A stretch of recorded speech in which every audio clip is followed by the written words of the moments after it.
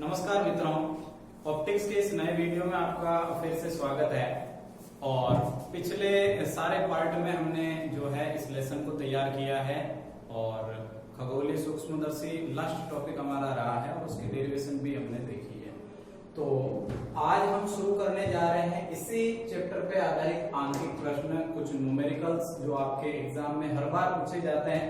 और दोस्तों ये बात तो मान के चलिए कि इस लेसन में से न्यूमेरिकल क्वेश्चन तो आने ही है और हर बार का पेपर अगर आप उठा के देखो तो उसमें ये प्रश्न मिला है, बिल्कुल है। और हम लोग उन प्रश्नों की भी चर्चा करेंगे जो 2019 में आए हुए हैं, 2018 में या फिर 2017 में है, उन सभी प्रश्नों की चर्चा करेंगे। लेकिन पहले हम शुरुआत करते हैं एक सिंपल से प्रश्न से। और वो प्रश्न आपको क्या दिया हुआ है, किसी माध्यम का निरपेक्ष अपवर्तनांक। हमने निरपेक्ष अपवर्तनांक के बारे में पढ़ा है, वो दे रखा है 1.33 और निर्वात में प्रकाश का जो वेग है उसके बारे में तो आपको पता ही है कि 3 × 10⁸ मीटर प्रति सेकंड।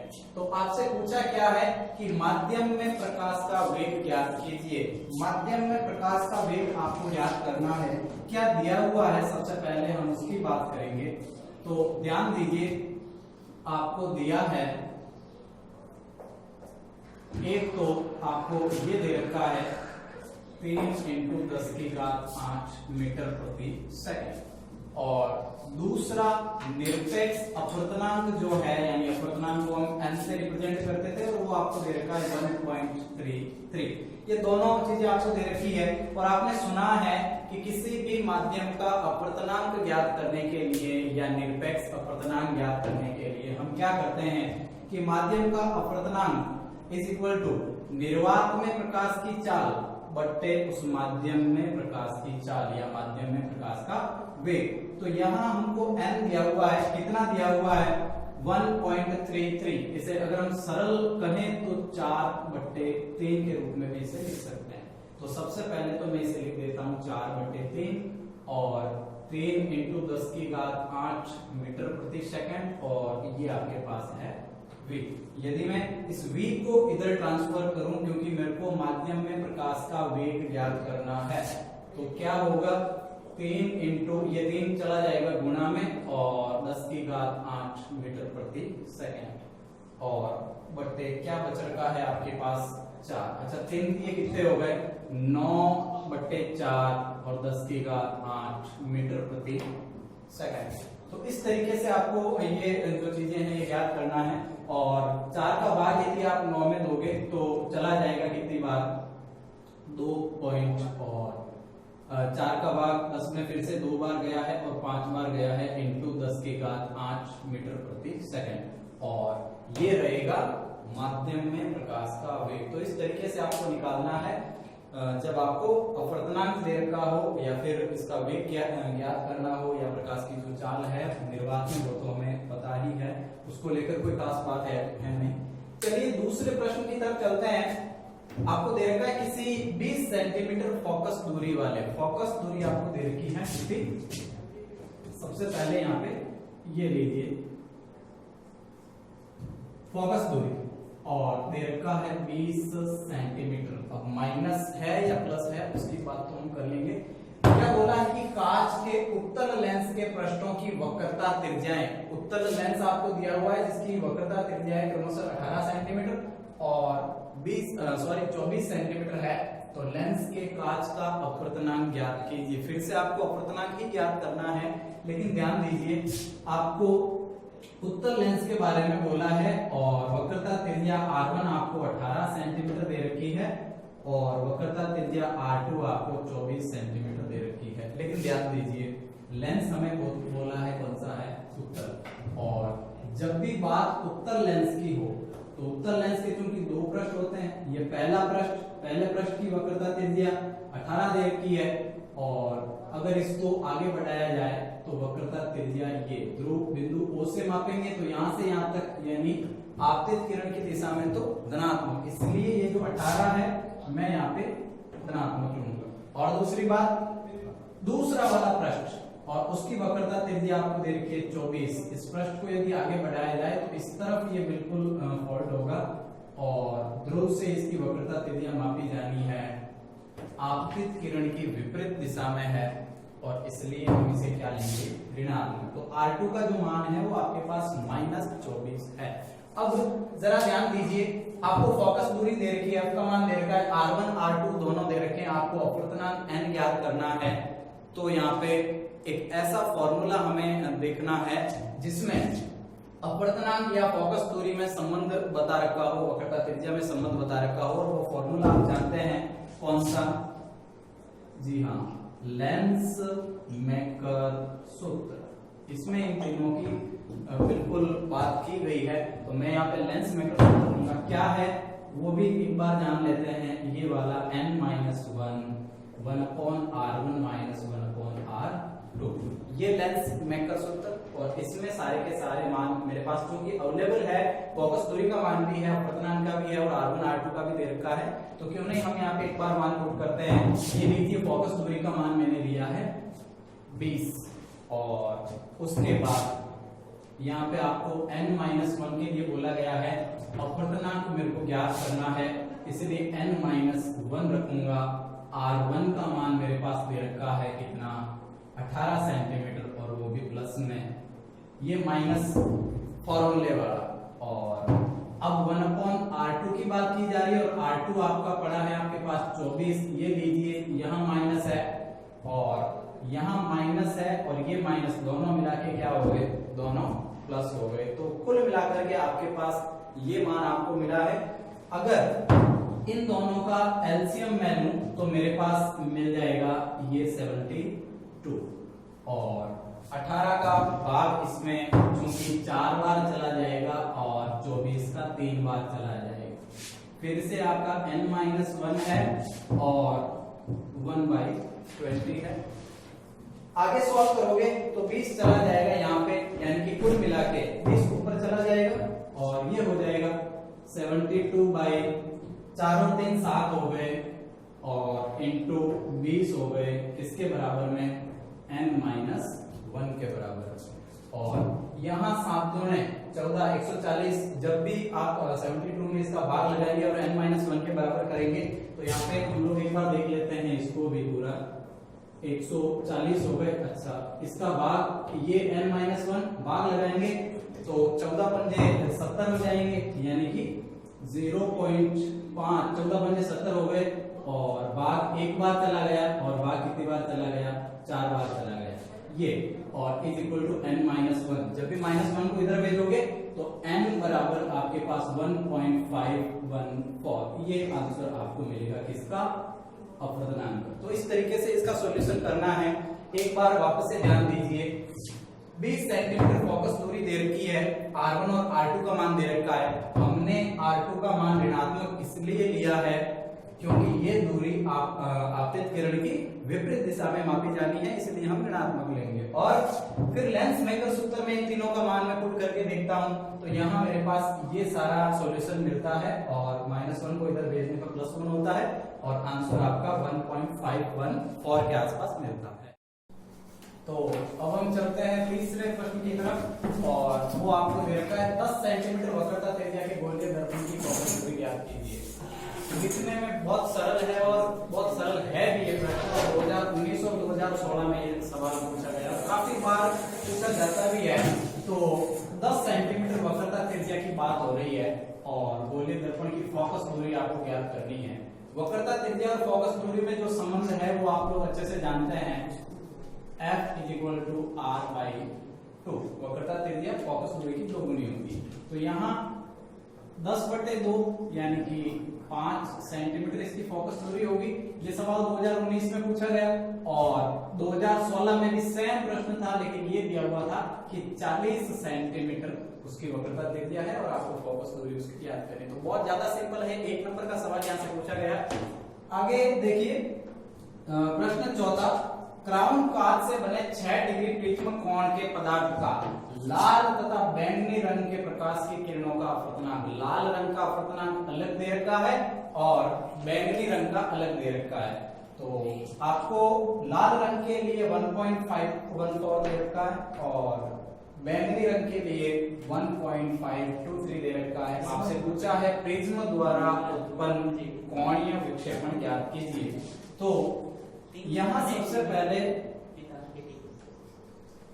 आपको थीटा यहाँ पे ज्ञात करना है, यानी कोणीय विक्षेपण ज्ञात करना। और कोणीय विक्षेपण का फॉर्मूला आपने देखा होगा कि A कोष्ठक बैंगनी रंग के लिए और लाल रंग के लिए रेड, यानी कि NR, दोनों का अपर्तनांक। आपको अलग अलग अपर्तनांक भी दे रखा है।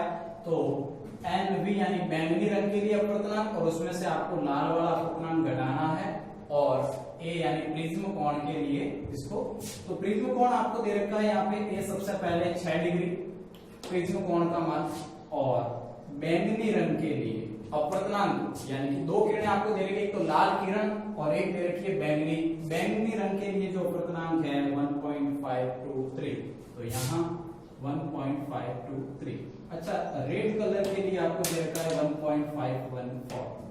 घटाना है दोनों में से, तो ये लीजिए theta is equal to 6 degree तो है ही सबसे पहले, और 1.523 माइनस 1.514। 23 में से 14 गए यहाँ पे, तो 9 बचे। तो 6 इंटू 0.009 जब गुणा करोगे तो थीटा का मान आपको यहाँ पे मिल जाएगा 0.054 डिग्री, जो कि प्रिज्म के लिए कोणीय विक्षेपण का फॉर्मूला है। और यहाँ आपको मिल जाएगा 0.054। तो अगले क्वेश्चन की तरफ बढ़ते हैं।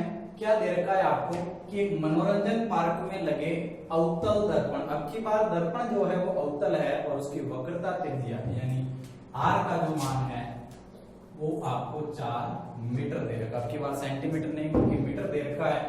और एक बालिका दर्पण के सामने खड़ी है, और बालिका अपनी वास्तविक लंबाई की 2.5 गुना प्रतीत हो रही है।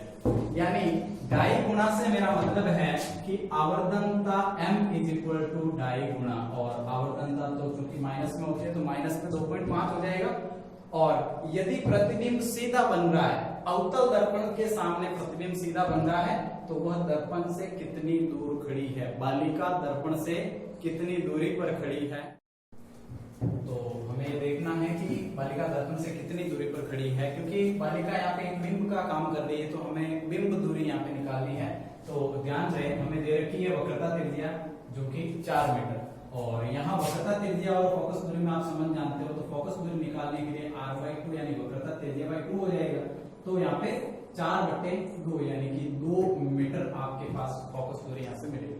तो वक्रता त्रिज्या आपके पास है, और आवर्धनता आपको दे रखी है, और फोकस दूरी भी आपको दे रखी है। अब ध्यान दीजिए, यहाँ अवतल दर्पण की बात की जा रही है, और चूंकि अवतल दर्पण इस फॉर्म में होता है, और ये इसका ध्रुव है, और ध्रुव की ऑपोजिट दिशा में दूरी मापी जानी है। चूंकि वक्रता त्रिज्या है तो हम उसे ऋणात्मक लेके चलेंगे। तो ये 4 भी तो माइनस में होगा, और अगर ये माइनस है तो ये भी माइनस में होगा। तो 3 राशियां हमें यहाँ पे मिल गई है, वक्रता त्रिज्या, फोकस दूरी और आवर्धनता। अब हम इसका सॉल्यूशन करते हैं। तो सबसे पहले आपने सुना है कि आवर्धनता का फॉर्मूला ऊंचाइयों का अनुपात होता है h'/h, और दूसरे शब्दों में हम कह सकते हैं कि -v/u आवर्धनता का फॉर्मूला। अब यहाँ एक फॉर्मूला हमें बनाना है, किस तरीके से।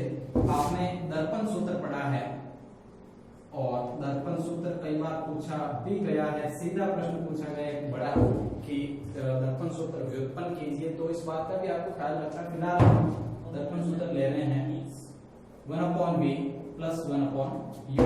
अगर मैं यहाँ दोनों पक्षों को u से गुणा कर दूं, दोनों पक्षों को u से गुणा कर दूं, तो क्या मिलेगा, u/f = u/v + u/u, यानी कि 1 हो जाएगा।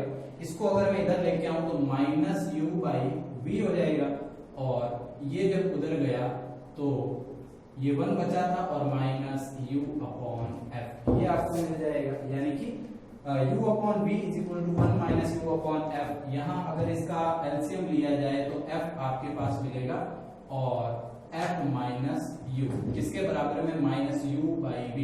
अगर इसको मैं उल्टा करूं, क्योंकि मेरे पास आवर्धनता का फॉर्मूला -u/v/u है, तो यहाँ भी v/u यदि किया जाए तो आप क्या सुनोगे, ये लीजिए v by u is equal to f upon f minus u।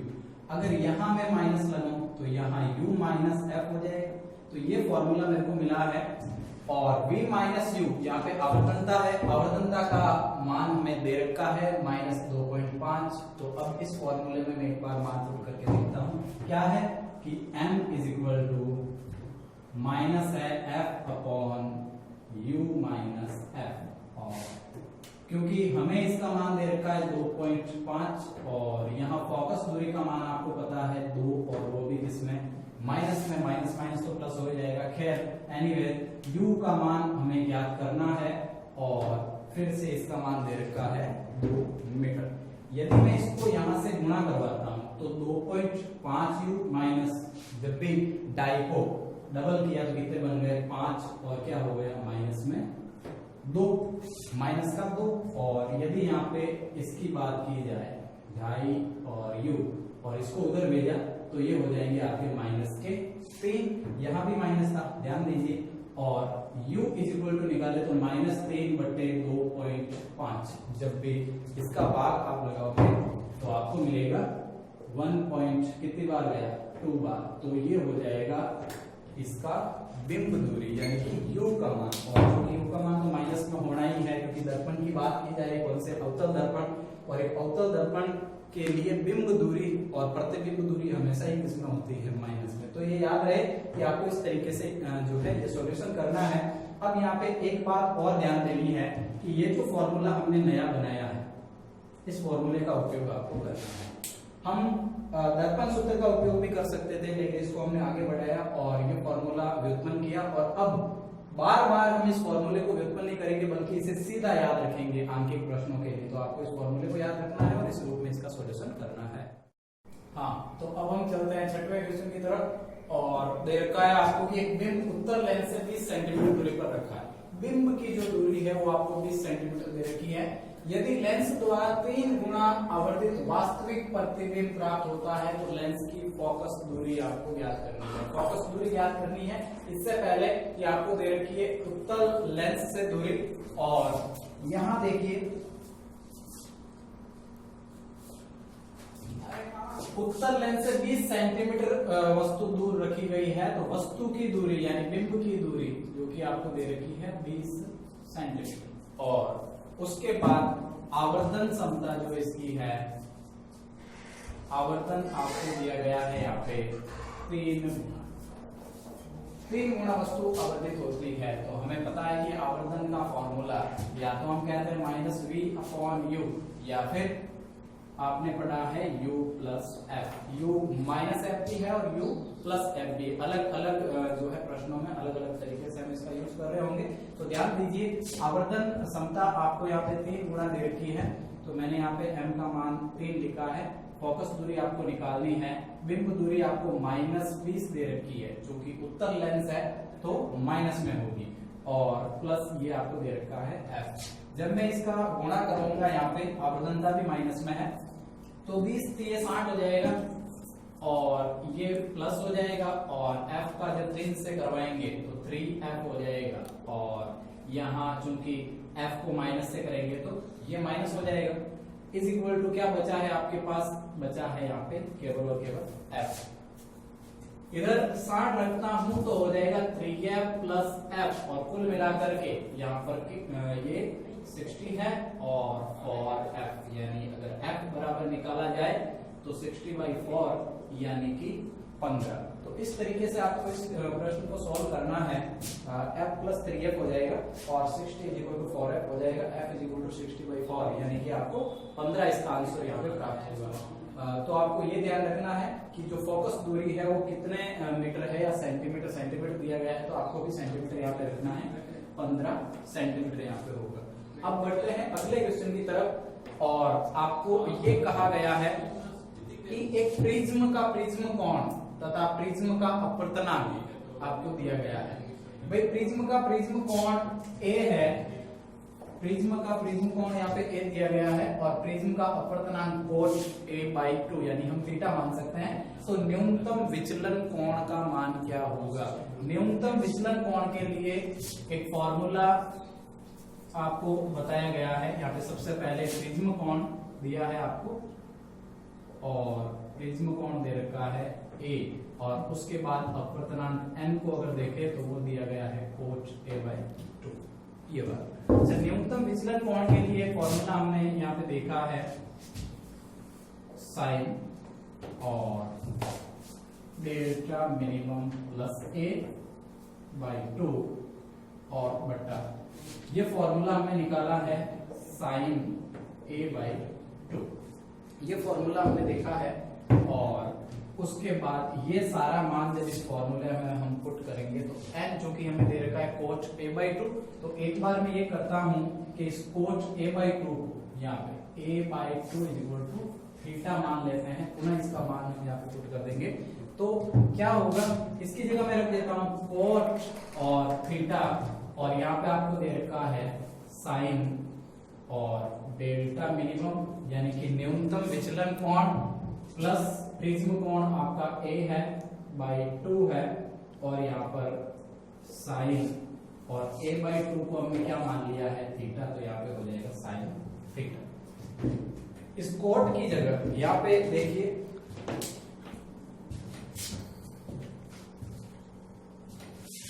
Cot theta = cos बट्टे साइन होता है, तो एक बार मैं कोट की जगह कॉस बट्टे साइन रख देता हूं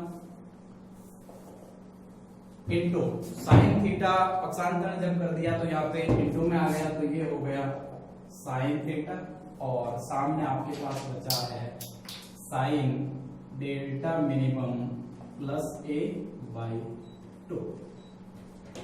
साइन से साइन कैंसल है, यहाँ पे बचा है cos थीटा = साइन और डेल्टा मिनिमम प्लस A/2 ये आपके पास यहाँ पे बचा है।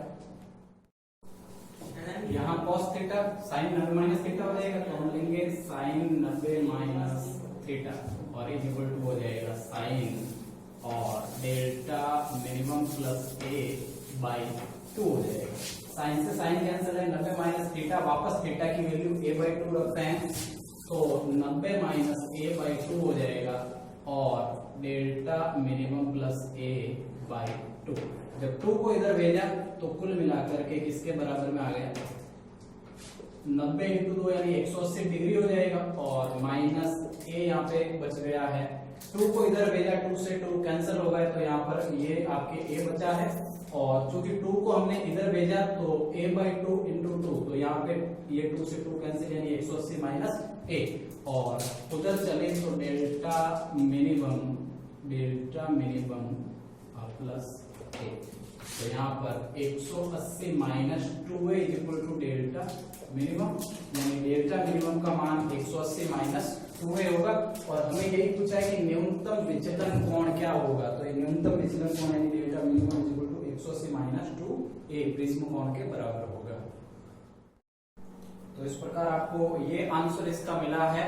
जुड़े रहे आपके परिवार के साथ और वीडियो को जिस वीडियो को भी देखे उसको हमेशा पूरा देखें और धन्यवाद।